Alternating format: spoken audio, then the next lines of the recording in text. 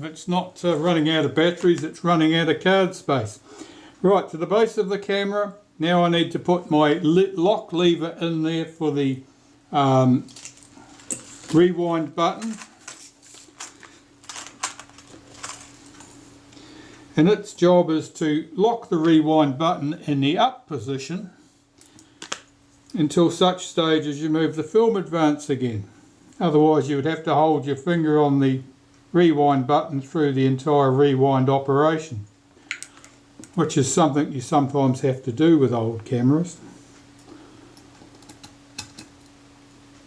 So get that into place. Its return spring and the screw that holds it all together, which is a shouldered screw. There's a shoulder for the spring and a shoulder for the lever to rotate around. So it's important to make sure that you haven't got the lever trapped underneath the screw, that it revolves easily and smoothly as it does there. Right, so I'm going to bring my loose end of the spring over and hook it behind that lever, just like that. That's good. Now the film film sprocket needs to go in.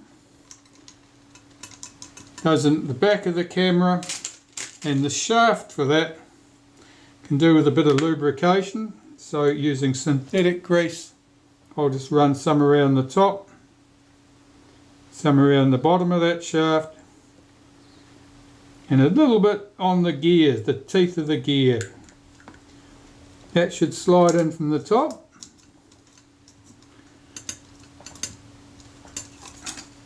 From the bottom of the camera, I've just poked my tweezers in there to help line that up. Pull my lock lever across, and that lever is, sprocket shaft is now engaged with the film advance. I'll revolve that round until such stage as the hole comes round to the top, and I can put the little drive screw in there, and that couples the shaft to the sprocket.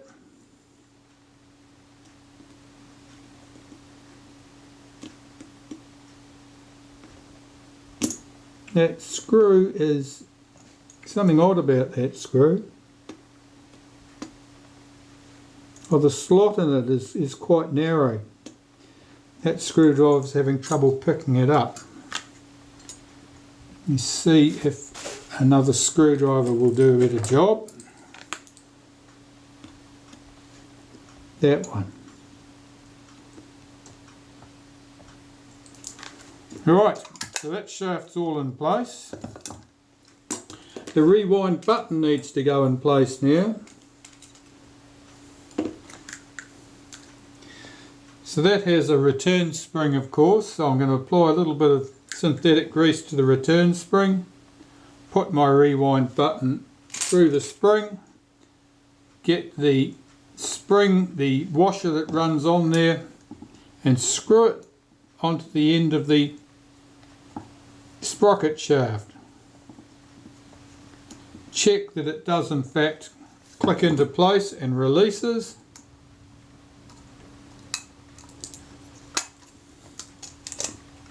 That seems good. Get my pliers and tighten that up.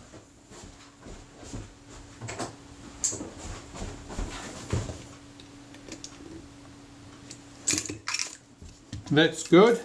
That's all that's required. So when you press in the rewind button, it should click into place. As soon as the film advance rotates, it acts on the lever, which effectively swings this end of the lever out and allows this sprocket to re-engage at the top. So that's good. What else at the base of the camera? At the base of the camera, we can pop this aluminium piece back in. Now that's where your film cassette sits. Our tripod socket, which is all nice and clean now and free from all of that nasty brown gunk of adhesive that was on there previously. I still haven't decided what that muck was. It wasn't pleasant. It was quite rubbery in consistency and may have been some sort of gasket cement. It certainly wasn't shellac. Shellac is quite brittle and not at all rubbery.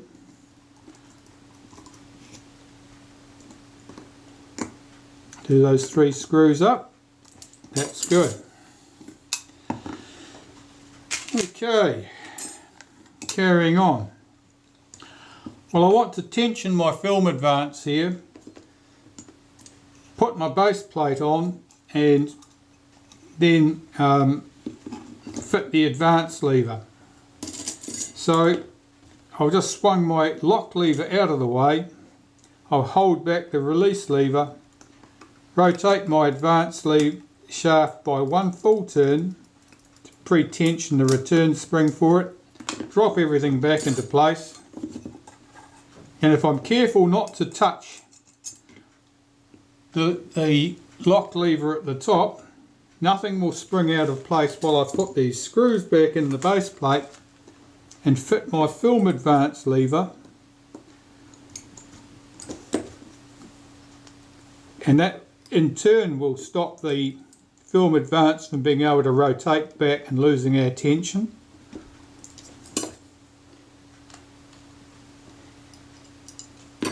Because the cocking rack at the top, I can only really install that after I've got the front of the camera back in position.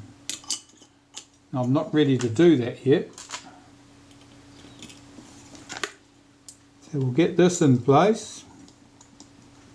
The film advance lever, and can check that the film advance mechanism works smoothly and correctly. 2 screws will certainly hold that for the moment.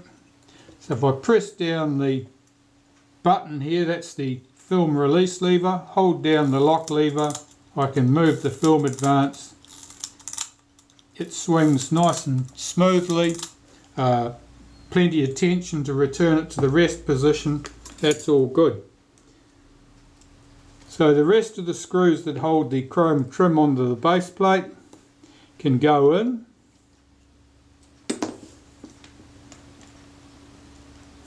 And that's one job out of the way.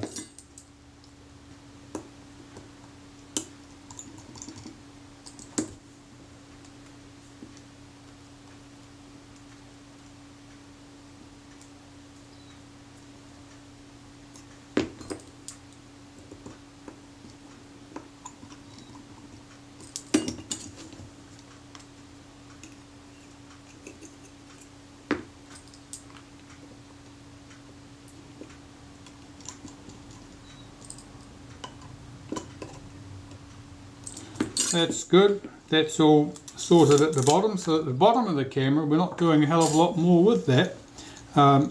We've got to fit the front of the camera, of course, and we've got to fit the rewind shaft. So I'm going to use some synthetic grease, run that into that bush. There's a little brass or bronze insert in there, like a spring. It should revolve around smoothly in one position, provide a little bit of resistance in other positions. That's ideal. 2 screws hold that in place.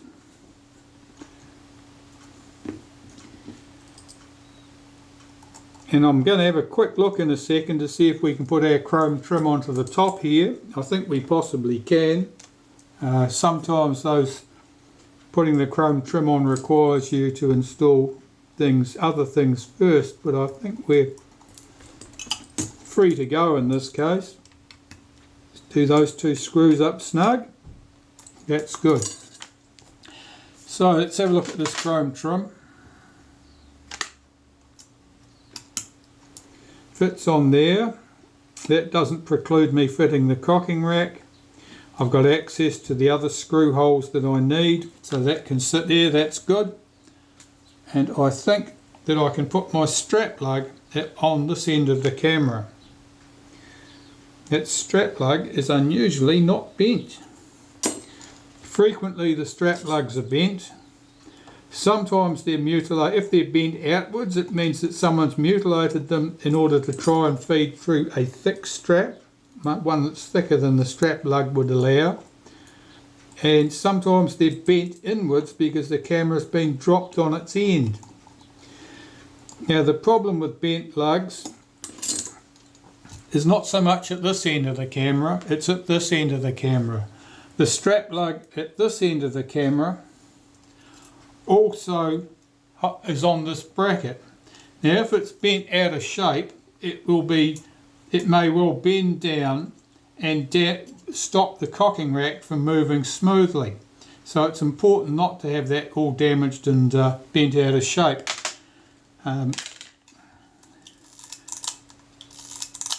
That's all good.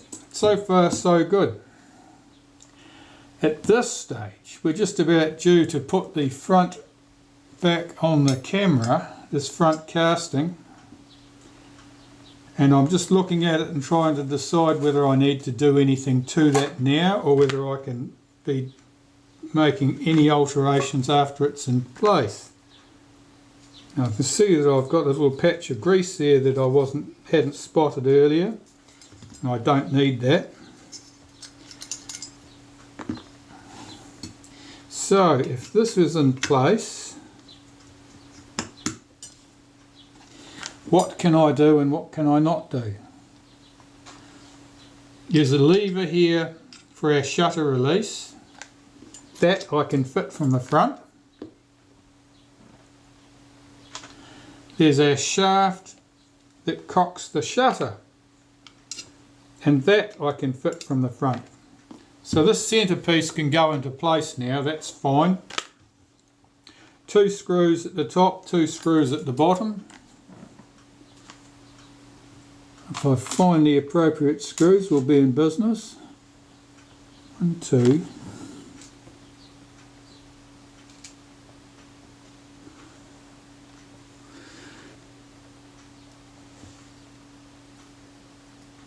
That's definitely one from the bottom, I can tell because of the discoloration. That's definitely one from the top, I can tell because it's a little bit chewed up, and screws in this position are usually a little bit chewed up from over enthusiastic screw driving. Just bring that one in there.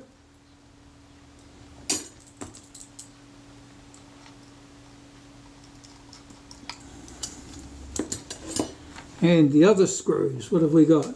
There's one more there, and that one. Is it that one?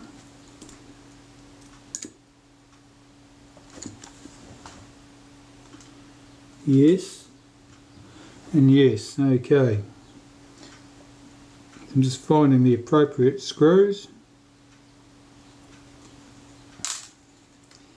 So we had a round-headed screw here.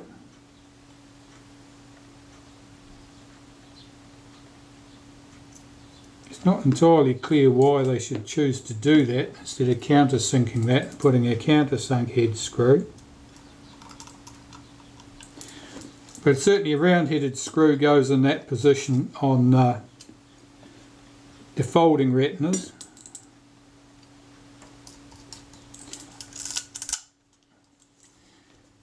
That's all looking good. Those 4 screws can be... Oh, what have I done? I know what I've done. I've left something out. There's a baffle that needs to go in at the back of this. I'm getting carried away. I knew things were going too smoothly.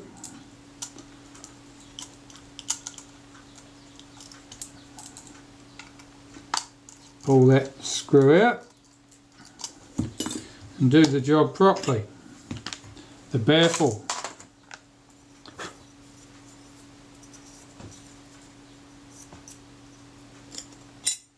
Goes in one way. There's a little cutout on the bottom of that baffle here, and there's another one here. They mark where it fits into the casting, so you can't put them in the wrong way. It won't go. Back in business. Let's get this front casting fitted back in place.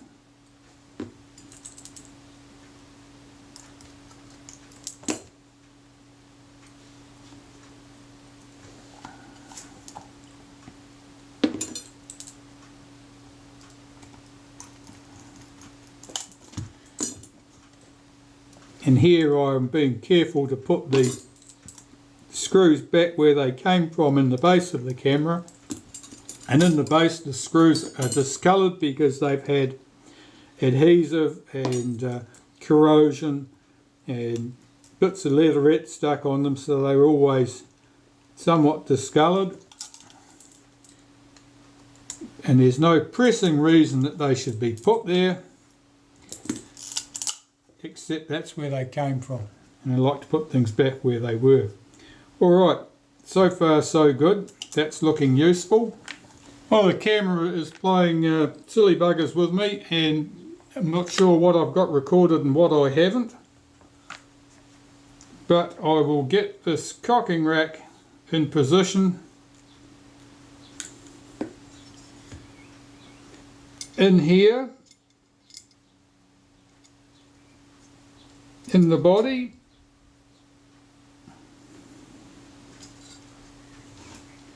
The baffle was in position. If I slide that front in, it's all fitting in place. And all I have to do is be extremely careful and not displace things when I shouldn't be.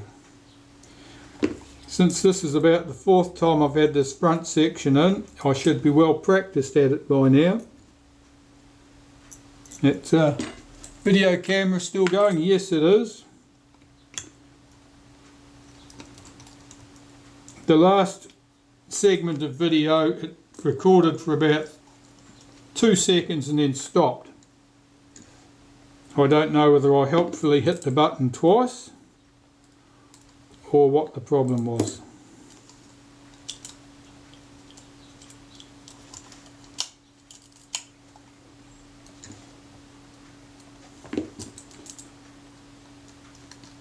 Get these screws in place.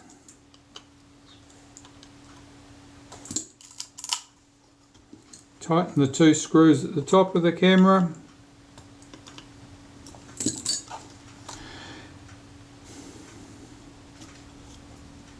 I can fit my cocking rack in place because the adjustment for the position of this piece here I can do from the front of the camera. So I shall do that. So I'll take a little bit of synthetic grease, put it on the cocking rack,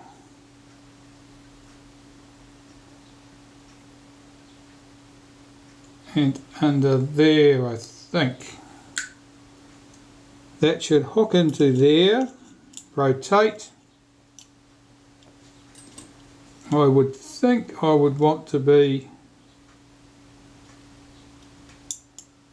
engaged there.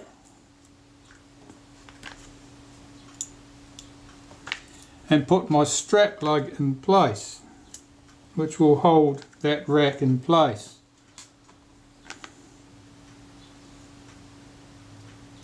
Single countersunk screw here.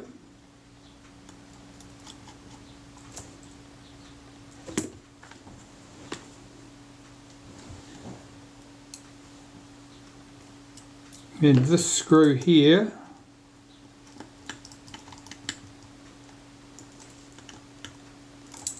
I'll check the action.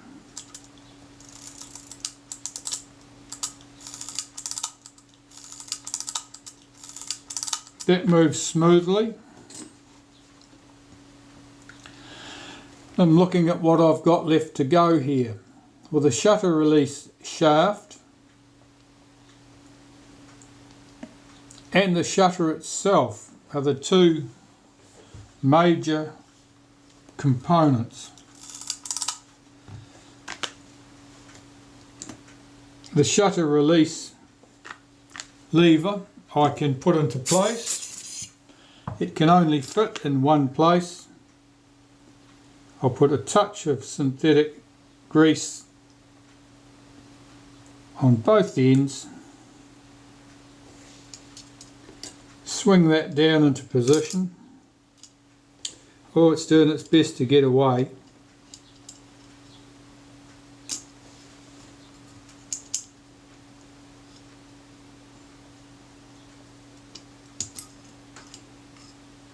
That's that. And that would be held in place by this component, which fits on in which direction? That direction.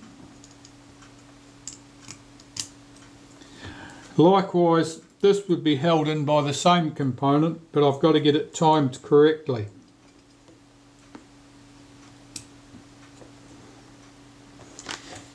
So I've got to think about timing that shaft where it needs to be. If I'm very lucky, I'll hit it right on the first attempt. Otherwise, I'm almost inevitably going to be one tooth out and I'll be pulling it apart again to find out moving it. Let me have a look at my shutter. The cocking is at the top of the shutter. That's here.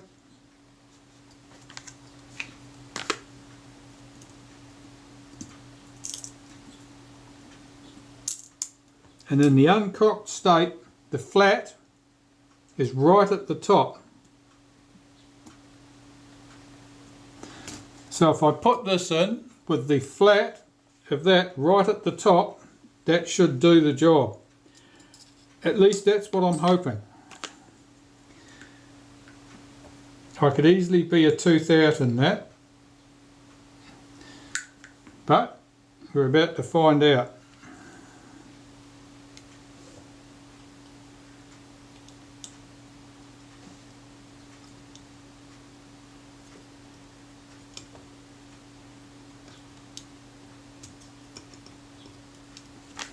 Sometimes with arrangements like that you need some backlash in the system. If you don't have any backlash, things won't run down correctly. And other times you need some pre-tension. And if there's no pre-tension there, you'll find that the action doesn't move far enough to move things correctly. Now I should have 2 screws for this.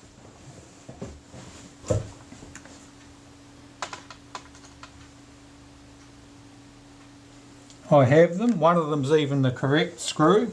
One of them obviously came from the base of the camera. Still, never mind.